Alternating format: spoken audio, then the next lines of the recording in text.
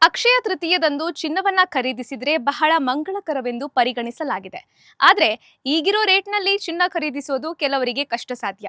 ಈ ದಿನ ಚಿನ್ನ ಖರೀದಿಸೋದ್ರಿಂದ ಲಕ್ಷ್ಮೀ ದೇವಿಯು ಸಂತೋಷ ಪಡ್ತಾಳೆ ಮತ್ತು ಮನೆಯಲ್ಲಿ ಶಾಶ್ವತವಾಗಿ ವಾಸಿಸ್ತಾಳೆ ಎಂದು ಕೂಡ ನಂಬಲಾಗಿದೆ.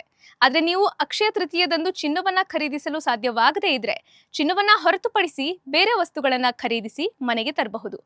ಬೆಳ್ಳಿಯನ್ನ ಕೂಡ ಚಿನ್ನದಂತೆಯೇ ಶುಭವೆಂದು ಪರಿಗಣಿಸಲಾಗುತ್ತೆ. ಹೀಗಾಗಿ ಅಕ್ಷಯ ತೃತೀಯದಂದು ಬೆಳ್ಳಿ ಆಭರಣಗಳು ಅಥವಾ ಪಾತ್ರೆಗಳನ್ನ ಖರೀದಿಸೋದು ಒಳ್ಳೆಯದು. ಇದಲ್ಲದೆ ಪ್ಲಾಟಿನಂ ಒಂದು ಅಮೂಲ್ಯ ಲೋಹವಾಗಿದ್ದು ಇದನ್ನ ಅಕ್ಷಯ ತೃತೀಯದಂದು ಖರೀದಿಸಬಹುದು.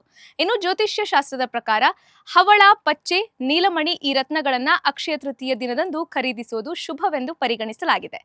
ಇದಲ್ಲದೆ ತಾಮ್ರ ಹಿತ್ತಾಳೆಯ ಪಾತ್ರೆಗಳನ್ನ ಕೂಡ ಖರೀದಿಸಬಹುದು.